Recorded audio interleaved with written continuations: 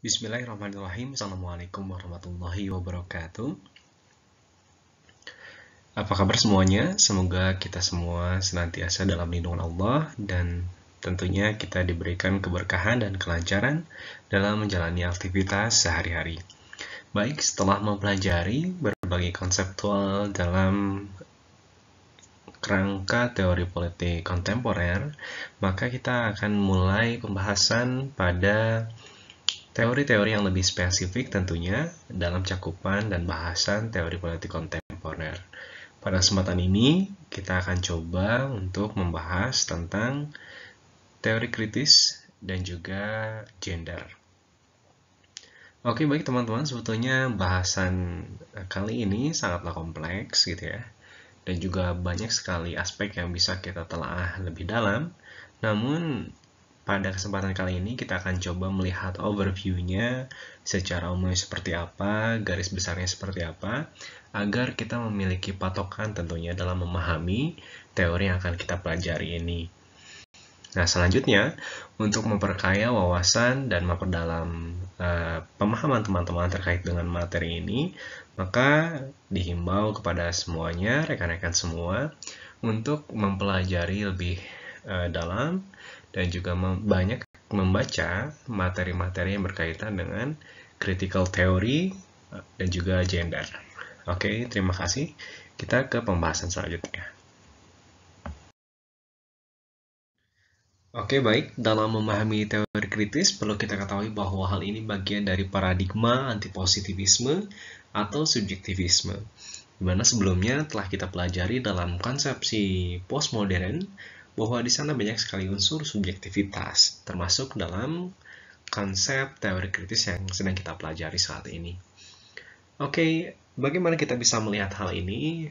Salah satunya dapat terlihat dari misi penelitian yang menggunakan teori kritis. Nah, teori kritis ini memiliki misi diantaranya harus menghasilkan penelitian yang dapat digunakan untuk membangkitkan, mengemansipasi kesadaran akan realitas ketidakadilan, ketidakseimbangan, sehingga ada keinginan untuk memberdayakan diri. Nah, artinya, jikalau misalkan ada researcher atau peneliti yang melihat atau menelaah, mengkaji suatu fenomena sosial, kemudian ia menggunakan teori kritis, maka jikalau misalkan terdapat pembaca yang mengkaji tentang teori tersebut, atau tentang penelitian yang telah diteliti oleh seorang peneliti tersebut, maka akan muncul kesadaran dalam dirinya sehingga dia ingin memberdayakan dirinya untuk merespon fenomena yang diteliti dalam penelitian tersebut. Dengan demikian, konseptualisasi lainnya yang perlu kita pahami dari teori kritis ini adalah ini merupakan bagian dari pengembangan pemikiran Marxis. Kemudian ini memiliki keinginan untuk menyingkap ya dominasi global, di mana saat itu negara-negara industri itu didominasi di negara Eropa gitu ya, di wilayah utara. Kemudian mereka secara distigmakan, menindas ya atau mendominasi negara-negara ini sehingga menyebabkan ketidakseimbangan antara wilayah utara dan juga wilayah selatan, di mana negara-negara agraris itu dikategorikan sebagai negara miskin di wilayah selatan. Dan kemudian teori kritis ini memandang pengetahuan sebagai sesuatu yang politis atau pengetahuan pun menjadi alat dari kekuasaan gitu ya, sehingga dapat mengondisikan berbagai konteks pengetahuan ini sebagai alat kekuasaan. Kemudian begitupun dengan ilmu sosial, sehingga ilmu sosial pun adalah instrumen dari kekuasaan.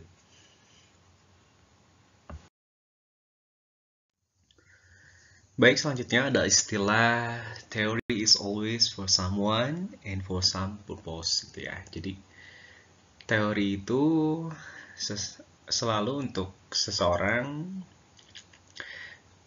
dalam arti di sini untuk kepentingan seseorang ya, atau untuk suatu tujuan tertentu gitu ya. Nah, tadi jikalau misalkan ada satu gerakan yang ingin menimbulkan kesadaran, maka diistilahkan sebagai emansipasi, gitu ya. Maka dalam teori kritis pun ada istilah emancipatory theory, gitu ya. Nah, di sini dijelaskan bahwa teori kritis tidak terbatas pada kajian negara dan sistem politiknya. Jadi, ruang lingkup dari teori kritis itu lebih luas, tidak hanya berkaitan dengan konteks negara ataupun sistem politik yang ada dalam suatu negara, akan tapi teori kritis itu fokus pada praktik kekuasaan yang lebih luas dan dominatif. Artinya praktik kekuasaan di sini bisa dari konteks eksekutif, legislatif, ataupun yudikatif kepada yang memberikan ketidakadilan atau ketidaksamaan kepada masyarakat pada umumnya, gitu ya. Dan juga konteks yang digarisbawahinya itu adalah adanya dominasi. Jadi ketika ada satu fenomena yang merugikan satu unsur tertentu dan ada yang mendominasi terhadap suatu objek tertentu, maka teori kritis bisa digunakan di dalamnya.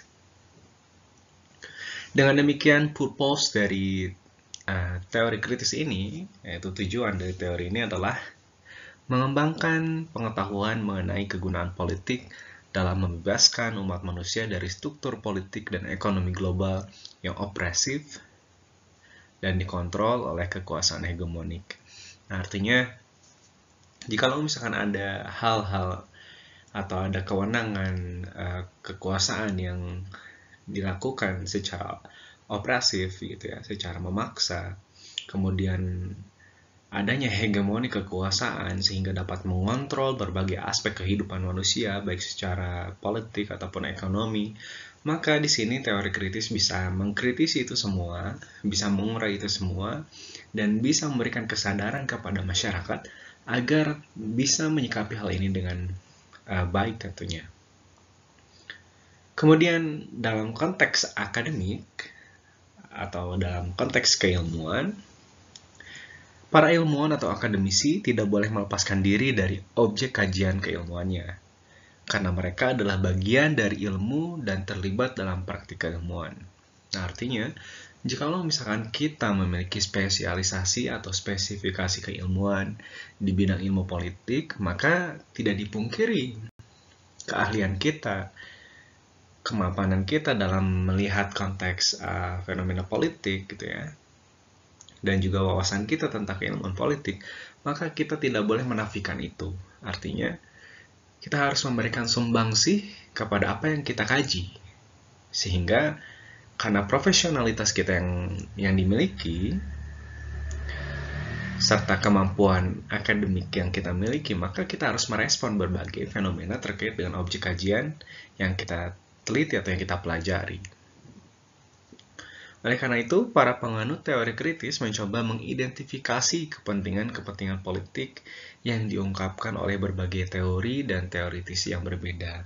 Nah, artinya, para pengguna teori kritis ini di sini melihat, gitu ya. Artinya, jikalau misalnya ada satu konsep teori, misalnya tentang teori liberalisasi ekonomi, misalkan ya, atau teori koperasi. Nah, ini kepentingannya untuk siapa? Kegunaannya untuk siapa? Di sini dilihat oleh teori kritis. Lebih dari itu, para penganut teori kritis menggunakan pengetahuan yang dimilikinya untuk mengembangkan apa yang mereka yakini sebagai tujuan utama dari semua pengetahuan. Nah, artinya, karena menggunakan teori kritis, maka dia akan mencoba untuk mengurai lebih dalam, kemudian menemukan kelemahannya, menemukan sisi baik dan juga sisi negatifnya, serta menemukan di mana nilai-nilai yang bisa ia sikapi, gitu ya. Jadi, pada hakikatnya, dengan menggunakan critical theory ini bisa mengembangkan satu proses ilmu pengetahuan. Dan tentu tujuan utama dari teori kritis ini adalah membangun kesadaran umat manusia dari penindasan struktural, gitu ya. Jadi, kalaupun misalkan banyak sekali fenomena demonstrasi, misalkan yang kita lihat dari unsur mahasiswa terutama, ataupun dari unsur buruh, nah ini rata-rata atau konsepsi yang umumnya digunakan itu menggunakan teori kritis. Oke, sebetulnya masih banyak sekali bahasan atau cakupan yang bisa kita kaji dari teori ini. Namun, garis besar dalam memahami teori kritis cukup demikian. Untuk selanjutnya kita akan coba untuk bahas gender. Oke, selanjutnya adalah gender. Nah, gender ini pada dasarnya menjelaskan perbedaan perempuan dan laki-laki sebagai ciptaan Tuhan dan tuntutan budaya yang dikonstruksikan, disosialisasikan, dan juga dipelajari. Perbedaan yang tampak antara perempuan dan juga laki-laki terutama dalam hal perilaku dan juga nilai. Ini definisi yang pertama ya. Jadi ada konsepsi yang menjelaskan bahwa gender itu merupakan secara fisik dapat terlihat jelas mana perempuan perbedaannya dengan laki-laki seperti apa. Karena ini merupakan bagian dari kodrat Tuhan gitu ya, atau ketetapan Tuhan.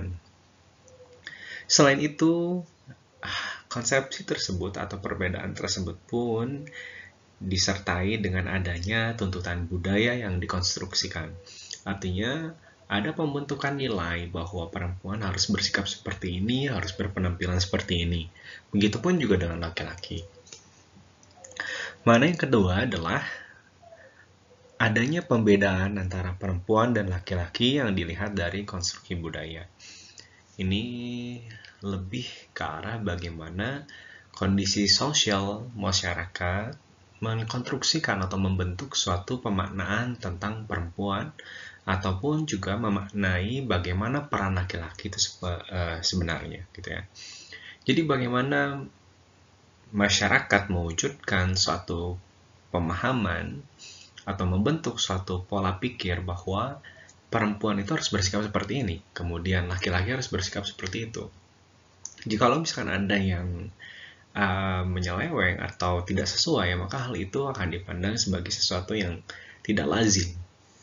Kemudian konsepsi yang ketiga adalah konsep kultural yang dapat dipakai untuk membedakan perilaku, mentalitas, karakteristik, emosional, dan peran antara perempuan dan laki-laki yang berkembang dalam tatanan masyarakat. Ini sebetulnya baik itu definisi yang pertama, yang kedua, yang ketiga, keseluruhannya memiliki keterkaitan bahwa pada dasarnya lelaki dan perempuan itu tidak hanya dibedakan dari hal fisiknya saja, akan tetapi dapat dilihat pula dari konstruksi budaya yang ada, konstruksi sosial yang ada, serta bagaimana mindset masyarakat atau manusia melihat konteks perilaku perempuan seperti apa, laki-laki seperti apa, mentalitas perempuan ataupun mentalitas laki-laki seperti apa, serta bagaimana pembagian peran di antara kedua jenis kelamin tersebut.